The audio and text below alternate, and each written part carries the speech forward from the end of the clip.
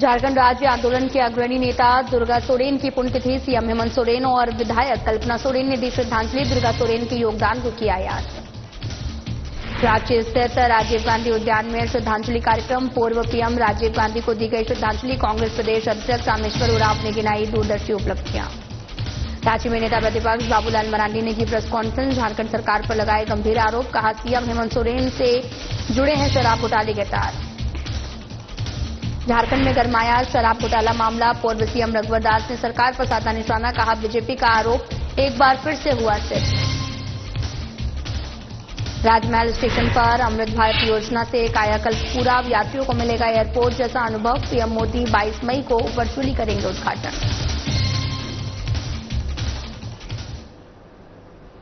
नमस्कार, मैं हूं आपके साथ अंकिता पाल। बुलेटिन की शुरुआत करते हैं। मुख्यमंत्री हेमंत सोरेन की अध्यक्षता में हुई ट्राइबल एडवाइजरी काउंसिल की बैठक में थाना क्षेत्र की बाध्यता समाप्त करने पर सहमति बनी है। सीएनटी एक्ट लागू होने के समय गठित 3 थानों को पुनः प्रभावी बनाने का समर्थन हुआ। अंतिम निर्णय कानूनी राय के बाद लिया जाएगा। टीएसी की वैधता पर उठे सवालों पर चर्चा हुई और महाधिवक्ता की राय के आधार पर इसे वैध माना गया है।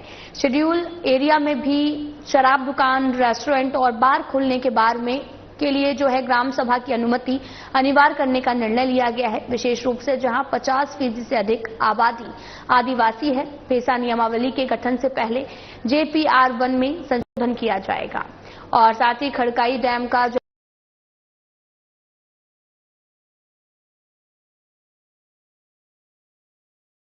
निर्णय फिलहाल स्थगित कर दिया गया है। केंद्र द्वारा प्रस्तावित संशोधन पर राज्य सरकार से मंतव्य मांगा गया है। ये टीएससी की बैठक आज हुई। अध्यक्ष के नाते तो मैं था वहां पे, लेकिन माननीय सभी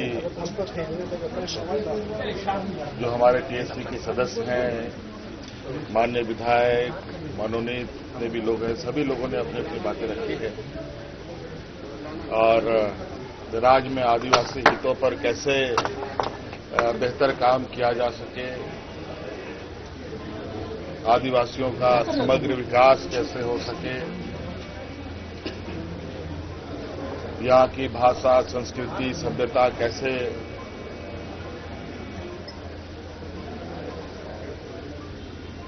संरक्षित हो सके, कई सारे मुद्दे भूमिहीन लोगों को लेकर, जमीन को लेकर बहुत सारी बातें हैं और राज्य में जो आदिवासियों को लेकर, इनके जमीन खरीद बिक्री को लेकर थाने की जो बाध्यता है उसको कैसे देखा जाए, इस पर भी चर्चा हुई और इन सभी चीजों पर विभाग को दस्तावेज तैयार करने के लिए कहा गया है और उन दस्तावेज के आधार पर आगे के निर्णय। बोकारो जिले के पेख नारायणपुर थाना के कदरूखुट्टा गांव में पीड़ित आदिवासी महिला से झारखंड के पूर्व सीएम रघुवर दास ने मुलाकात कर घटना की जानकारी लेते हुए 50,000 मुआवजा राशि देने का काम किया है। इस दौरान पीड़िता ने गांव में विशेष समुदाय के लोगों के द्वारा धमकी देते हुए जेल में बंद सभी लोगों और पीड़िता को जान से मारने की धमकी देने की बात पूर्व सीएम से कही है। इस दौरान रघुवर दास ने गांव वालों और आदिवासी समाज से कहा कि सभी एकजुट रहें, हमारे रहते हुए किसी का कुछ नहीं बिगाड़ सकता है।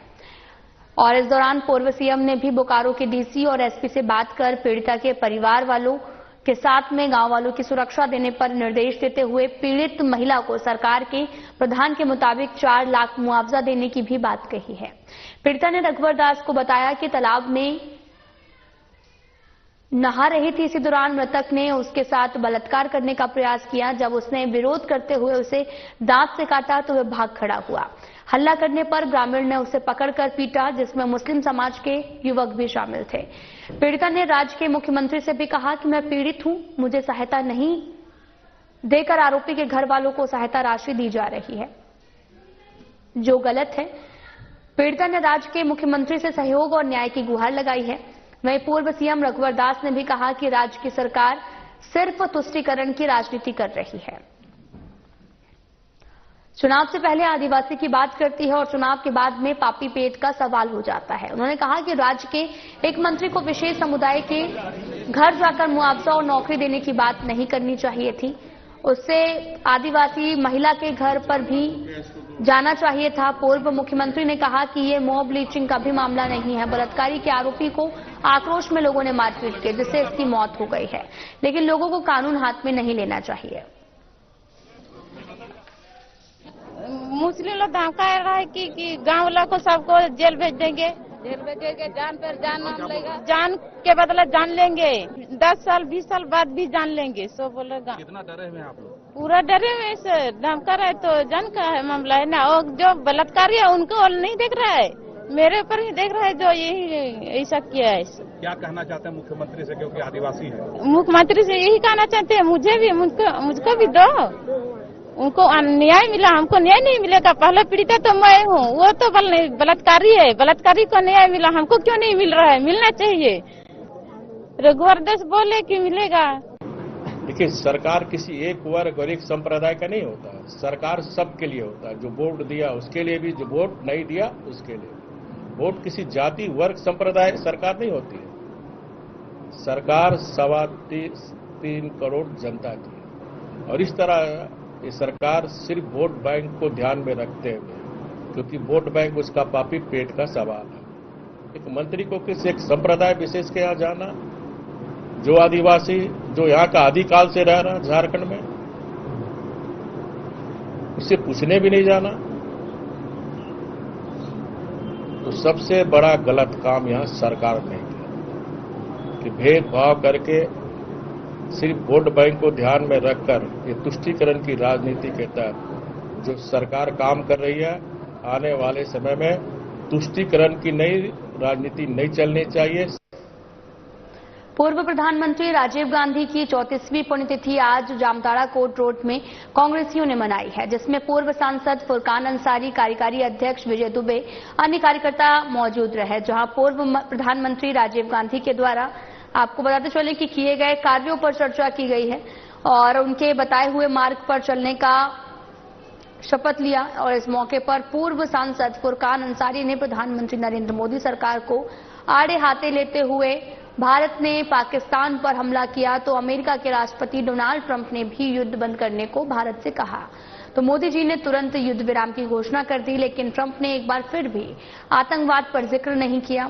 फुरकान अंसारी ने आगे कहा कि 1971 में भारत की प्रधानमंत्री इंदिरा गांधी थी और उस वक्त भी पाकिस्तान से युद्ध हुआ। पाकिस्तान को 2 टुकड़े में भारत के द्वारा बांट दिया गया। यह प्रधानमंत्री की शक्ति होती है। उस समय भी अमेरिका ने हस्तक्षेप किया था, लेकिन इंदिरा गांधी ने उन लोगों से बात नहीं मानी। देश की अस्मिता बर्दाश्त नहीं कर सकते। इसके साथ ही फुरकान अंसारी ने बीजेपी के झारखंड प्रदेश अध्यक्ष बाबूलाल मरांडी को आईना दिखाया है। हुआ किसने किया? मोदी ने नहीं किया, ट्रंप ने किया। अमेरिका से युद्ध बंद कर दो, बंद कर दिया। लेकिन ट्रंप ने एक बार भी नहीं कहा कि आतंकवाद के बारे में, एक बार जिक्र भी नहीं किया उसने, एक बार भी उसने जिक्र नहीं किया। आप 1971 को याद करिए, आप इंदिरा जी के जमाने में इंदिरा गांधी उस प्राइम मिनिस्टर थी और हमारे सरहद पर पाकिस्तान ने बदमाशी करना शुरू कर दिया।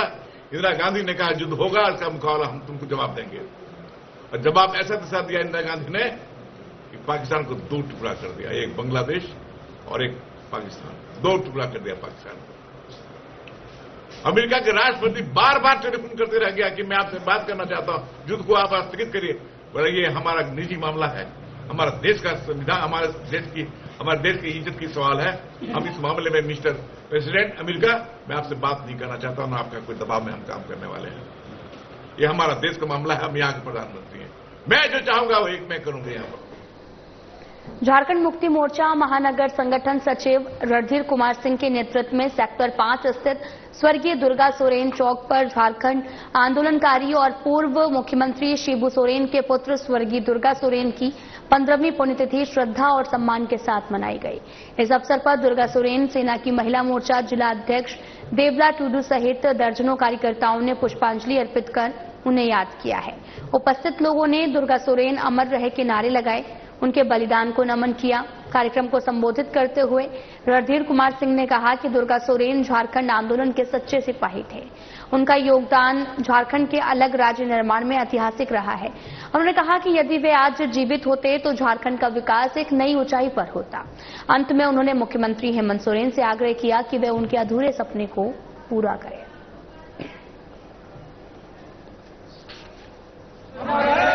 शेर दुर्गा सोरेन के नाम से जाने जाने वाले हमारे जो क्रांतिकारी यूथ के जो आइडियल नेता थे, जो आज हमारे बीच नहीं रहे, आज उनका 15वां पुण्यतिथि हम लोग मना रहे हैं।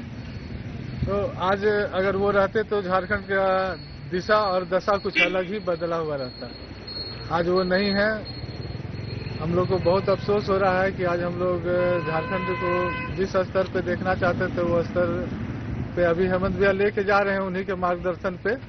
तो आगे भी हम लोग यूथ लोग को जोड़ रहे हैं ताकि भैया का अधूरा सपना को हम लोग पूरा कर सकें। हम लोग आज पुण्यतिथि मना रहे हैं दुर्गा सोरेन भैया का, जो हमारे झारखंड आजाद होने में बहुत सारे उनका ये है योगदान है, जो बहुत ही कर्मठ और बहुत ही ये थे हमारे दुर्गा सोरेन सेना, जो हमारे झारखंड के लिए हमेशा गरीबों और शोषित पीड़ितों के लिए मदद करते थे। और हर ये आज़ादी उन्हीं के चलते हमारे झारखंड में मिला है और अभी भी उनके चलते ही हमारा पूरा झारखंड में ये चल रहा है, आज़ादी का ये बज रहा है। अभी आज उनका पुण्यतिथि है और हम लोग सभी लोग इस मौसम खराब है उसके बावजूद भी हमारे सभी दुर्गा सोरेन सेना का संगठन लोग लगे हैं और हम लोग के साथ हैं। आने वाला दिन में दुर्गा सोरेन सेना हमारे झारखंड राज्य में शोषित पीड़ित और जितने भी गरीब तबके का लोगों को मदद करने का काम कर रहे हैं और हमारी महिला लोग को खासकर आगे बढ़ाने के लिए काम करने का विचार किए। सीतामढ़ी के बैरगनिया में पूर्व प्रखंड प्रमुख और वर्तमान में महिला पंचायत समिति सदस्य मति भूषण बिहारी की हत्या पर पुलिस ने पर्दा उठा दिया है। सुनियोजित तरीके से की गई इस हत्याकांड पर जब पर्दा उठा तो पुलिस वाले भी चौंक गए। सीतामढ़ी के एसपी अमित रंजन ने इस मामले में प्रेस कॉन्फ्रेंस कर जानकारी दी। एसपी ने बताया कि पूर्व प्रमुख का हत्यारा उसका पति ही निकला। 2 लाख रुपए सुपारी देकर उसने अपनी पत्नी की हत्या कराई थी। एसपी ने बताया कि अवैध संबंध को लेकर पूर्व प्रमुख के पति भाई भूषण बिहारी ने 2 लाख रुपए सुपारी देकर एक कॉन्ट्रैक्ट किलर को हायर किया था। हत्या से 2 माह पूर्व उसने अपने पत्नी की एलआईसी कराई थी। एलआईसी की राशि पाने के लिए और अवैध संबंध की वजह से इस हत्याकांड की पटकथा लिखी गई थी। पुलिस ने इस मामले में कॉन्ट्रैक्ट किलर रॉबिन कुमार उर्फ परवा को भी गिरफ्तार किया है। 2025 बरगनिया थाना अंतर्गत रात्रि में 8 बजे भूषण बिहारी जो प्रमुख हैं, प्रखंड प्रमुख, उनकी बीवी को गोली मारी गई थी। इलाज के क्रम में उनकी मृत्यु हो गई थी। इसमें 84/25 कांड दर्ज किया गया था और 4 लोगों को नामजद अभियुक्त बनाया गया था। इसमें जो है हम लोगों ने इन्वेस्टिगेशन स्टार्ट किया, एक एसआईटी का गठन किया। उसके उपरांत जो है सीसीटीवी वहां को खंगाला गया। सीसीटीवी में जो है घटना जो उनके द्वारा फर्द बयान में बताई गई थी उससे भिन्न पाई गई। जो मैनुअल इनपुट के हिसाब से एक रविन कुमार उर्फ परवा नामक व्यक्ति को इन्होंने 2 लाख रुपए सुपारी दी थी और इसमें अन्य 2 व्यक्ति भी हैं। 2 लाख रुपए सुपारी दी थी अपनी बीवी को खुद मरवाने के लिए और उसी तरह ये प्लान किया गया और इस घटना को कारित किया गया। जिस व्यक्ति को जेल भेजा जा रहा है, इनका आपराधिक इतिहास वगैरह है, तो ये भाई भूषण है, इन्होंने अपनी पत्नी को मरवाया है। बुधवार को हुई तेज बारिश ने शहर के कई इलाकों में जनजीवन अस्त व्यस्त कर दिया है। हजारीबाग 4 लाइन से जबरा पार्क होते हुए नूतन नगर की ओर जाने वाला मुख्य मार्ग पूरी तरीके से जलमग्न हो गया है।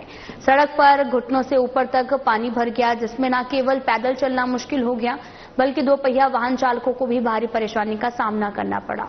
कई बाइकें बीच रास्ते में बंद हो गई। लोगों का कहना है कि प्रशासन को इस मार्ग की जल निकासी व्यवस्था पर विशेष ध्यान देना चाहिए, क्योंकि ये क्षेत्र शहर के व्यस्त इलाकों में से एक है।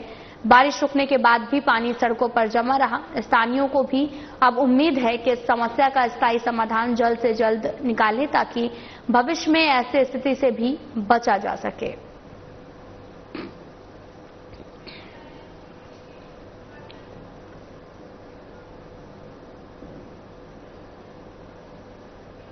बाईस मई को प्रधानमंत्री नरेंद्र मोदी 2 पुनर्विकसित स्टेशनों का उद्घाटन करेंगे। साहिबगंज जिले के राजमहल स्टेशन और भागलपुर जिले की पीरपैती पुनर्विकसित स्टेशन का नाम शामिल है। ये सिर्फ एक स्टेशन नहीं बल्कि पूरे क्षेत्र के लिए गर्व का केंद्र भी बनता जा रहा।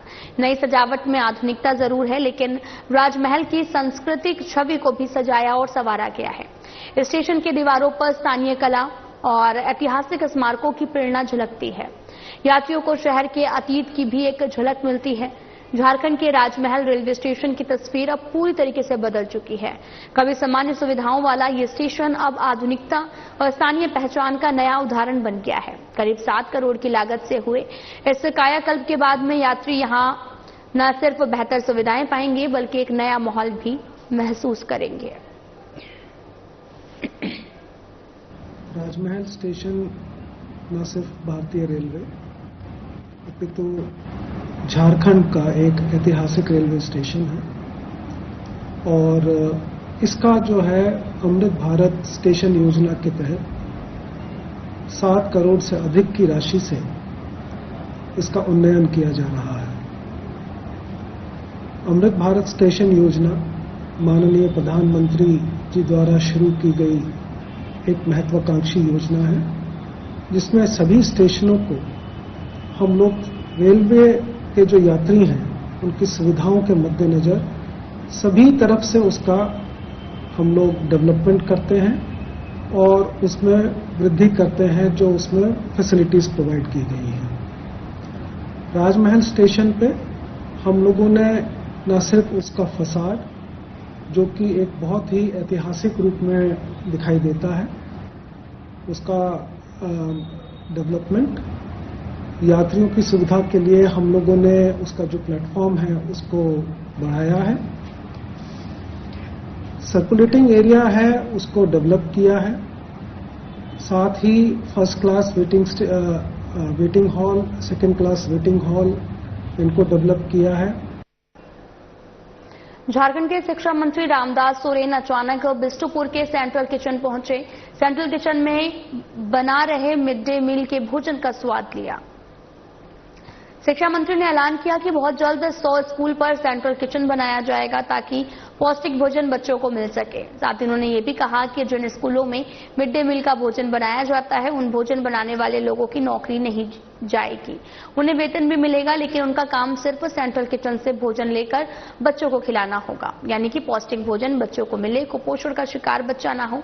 इसको ध्यान में रखते हुए राज्य सरकार अब सेंट्रल किचन के नियम में परिवर्तन करेगी। विद्यार्थियों को पौष्टिक आहार मिले, ये राज्य सरकार सुनिश्चित कर रही है।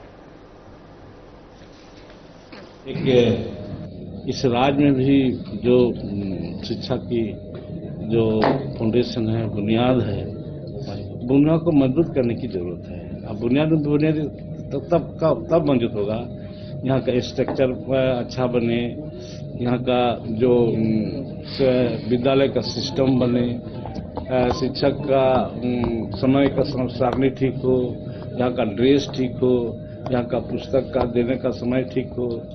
ये अगर यही बुनियाद शिक्षा का बुनियादी है, ये सब अगर ठीक हो जाएगा तो निश्चित तौर पर हम शिक्षा में बहुत सुधार ला सकते हैं। हाल ही के दिनों में बाजार में 5, 10 और 20 रुपए के सिक्कों की उपलब्धता में भारी कमी देखी जा रही है। ये स्थिति न केवल आम ग्राहकों को बल्कि खासतौर पर छोटे दुकानदारों और फुटकर व्यापारियों को बहुत परेशान कर रही है। बाजार में देखा जा रहा है कि ग्राहक इन मूल्यों के सिक्के लेकर नहीं आ रहे और दुकानदारों के पास पर्याप्त मात्रा में सिक्के नहीं बचे हैं। बैंक भी अक्सर सिक्कों की सीमित आपूर्ति ही कर रहे हैं, जिससे छोटे कारोबारियों को परेशानियां उठानी पड़ती हैं। यदि समय रहते इस पर ध्यान नहीं दिया गया तो इसका असर रोजमर्रा की चीजों पर पड़ेगा और सरकार, बैंक, आम जनता सभी को मिलकर ये सुनिश्चित करना होगा कि सिक्के भी उतनी अहमियत रखते हैं जितनी कि नोट।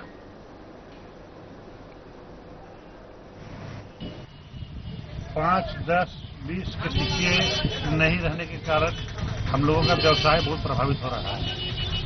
कम मार्जिन होने के चलते हम लोग 5 रुपये में छोड़ सकते हैं और न ग्राहक से ज्यादा ले सकते हैं। इस चलते बहुत ही की स्थिति बनी हुई है। बैंक से जो भी नोट निकलते हैं एटीएम से, वो 500 के नोट निकलते हैं। ग्राहक सामान लेता है 50 रुपये का, 100 रुपये का। 400 रुपये घुमाने के लिए 100 का नोट बाजार में उपलब्ध नहीं है, 50 की नोट नहीं है।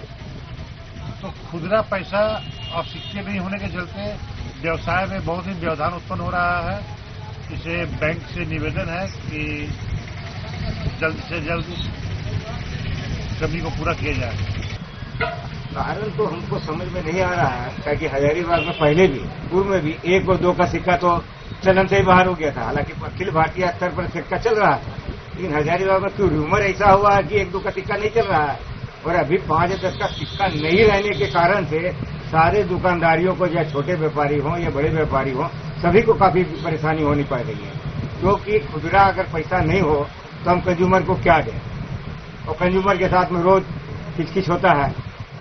कुछ लोग कह रहे हैं कि इसका ज्वेलरी बन रहा है, कुछ लोग कहते हैं ब्लेड बनने में जा रहा है। सत्य क्या है पता नहीं। सत्य ये है कि बाजार से सिक्का विलुप्त हो गया।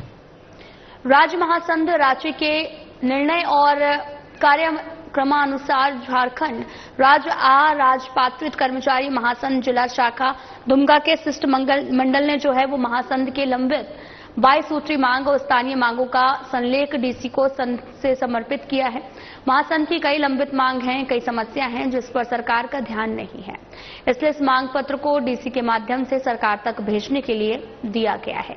शिष्टमंडल में राजीव नयन तिवारी, प्राण मोहन मुर्गू और माधव कुमार सिंह, गोपाल चंद्र झा, कैलाश प्रसाद शाह और शैलेंद्र कुमार इत्यादि कई लोग उपस्थित रहे।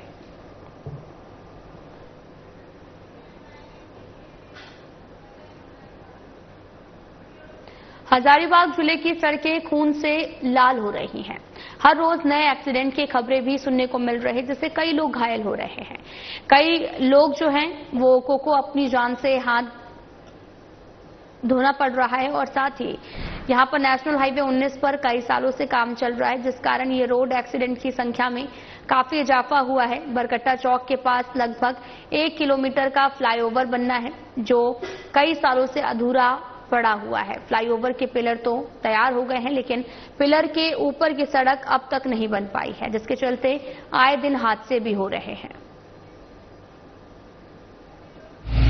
बहुत 1 दिन 2 दिन तो छोड़ कर रोज एक्सीडेंट होता ही है। किसी का कोई ध्यान नहीं है, हम पब्लिक के बारे में कोई सोचता नहीं है। रोज यहाँ का कैंडिडेट, कोई मुखिया सरपंच, कोई कुछ नहीं ध्यान देते हैं। और रोज तो देखिए, रोज 1 दिन 2 दिन, आज यहाँ कल वहाँ परसों यहाँ, हम लोग को चलना आफत हो जाता है। कोई रोड का डिस्टर्ब, इतना डिस्टर्ब है कि पानी लाने के लिए सोचना पड़ता है, इतना रोड डिस्टर्ब है। जब से ये रोड बनना प्रारंभ हुआ है विगत करीब 12 वर्षों से, तब से एक्सीडेंट्स और मौतों के अलावे कोई विकास कार्य नहीं दिखा है। चौपारण के चोरदाहा बॉर्डर से लेकर के आपका अटका तक जो रोड की स्थिति है ये देखने लायक है। पिछले 2-3 दिन पहले यहीं के से एक बगल गांव के माँ बेटे आ रहे थे और दोनों की लाशें एक साथ जली है। ये घटना जो है क्षेत्र में बहुत ही मर्माहित किया हुआ है। गर्मी की छुट्टियों को रचनात्मक, मनोरंजक, ज्ञानवर्धक बनाने के उद्देश्य से happy hippo play school Hazaribagh में इन दिनों समर कैंप का आयोजन धूमधाम से किया गया। बुधवार को समर कैंप का तीसरा दिन भी बच्चों के लिए ढेर सारी मस्ती और सीखने के लिए भरपूर रहा। इस दिन का मुख्य आकर्षण रहा मैजिक शो, फन गेम्स और गोलगप्पा पार्टी, जिसने बच्चों के चेहरे पर हंसी और जोश भर दिया। रांची से विशेष रूप से आए मशहूर जादूगर विजय वर्मा ने आपको बताते चले कि बच्चों के बीच में जादू का करके हैरान कर दिया और साथ साथ शिक्षकों और अभिभावकों का भी मन मोहा। वहीं संचालिका मनीषा सिन्हा ने बताया बच्चे काफी खुश हैं, पढ़ाई के साथ साथ खेल भी जरूरी है। बच्चे काफी एक्साइटेड होते हैं मैजिक देखने के लिए, बच्चे ही नहीं बड़े भी एक्साइटेड होते हैं। और बच्चों के लिए मैजिक क्या होता है ना, काफी कलरफुल अगर मैजिक दिखाया जाए तो बच्चे ज्यादा इंजॉय करते हैं। बाकी तो मैजिक का बहुत अलग अलग तरीका है, बहुत अलग अलग अलग टेक्निक है। कुछ बच्चों के लिए होता है, कुछ बड़ों के लिए होता है। बड़ों क्या कुछ मैजिक होता है जो बच्चे नहीं समझ पाते हैं, तो सिंपल मैजिक बच्चों को दिखाया जाता है, और जो क्रिटिकल मैजिक होता है वो तो फिर बड़ों के लिए होता है। बच्चों में बहुत ज़्यादा एक्साइटमेंट है। मेरी बात हुई थी कुछ पेरेंट्स से, वो लोग बहुत वेट करते हैं अगले दिन का कि यहाँ पे का प्रोग्राम शुरू हो और वापस उनको यहाँ आने का मौका मिले। बच्चों से क्या कुछ कहेंगे? बच्चों के लिए बहुत सारी एक्टिविटीज है, फन एक्टिविटीज है, जैसे कि ओरिगामी सीखा जाता है, जिससे बच्चे टिकट यूज करके डॉग, फिश, प्लेन ये सब बनाना सीखते हैं। इनको टैटू बनाना भी सिखाया गया है। आज इनके कुछ फन गेम्स हैं, रेसेस हैं, तो ऐसे करके 4th डे इनका पॉटरी भी है, तो बाहर आएगा, इन्हें पॉट बनाना सिखाएगा। तो ऐसे कुछ चीजें हैं जो स्कूल में आमतौर पर बच्चों को नहीं सिखाया जाता है, उन्हें देखने को नहीं मिलता है आज तक, वो हम इस समर कैंप में नहीं करते हैं। साहिबगंज जिले में इन दिनों अवैध पत्थर उत्खनन का खेल शुरू हो चुका है। अवैध रूप से हो रहे पत्थर उत्खनन को लेकर साहिबगंज सदर एसडीओ अमरजान आइंद, सदर सीओ बासुकी नाथ टुडू और मंडरो सीओ मेघनाथ उराव ने मिर्जा चौकी थाना क्षेत्र के भुतहा मौजा में स्टार इंडिया खनन क्षेत्र के बगल में संयुक्त रूप से छापेमारी अभियान चलाया। छापेमारी के दौरान पाया गया कि अवैध रूप से पोकलेन के जरिए खनन कार्य जारी है और छापेमारी टीम ने एक पोकलेन मशीन को जब्त कर मिर्जा चौकी थाना पुलिस को सौंप दिया है। वहीं मौके पर छापेमारी टीम ने शामिल एसडीओ ने कहा कि जिले में किसी भी रूप से अवैध कार्य बर्दाश्त नहीं किया जाएगा।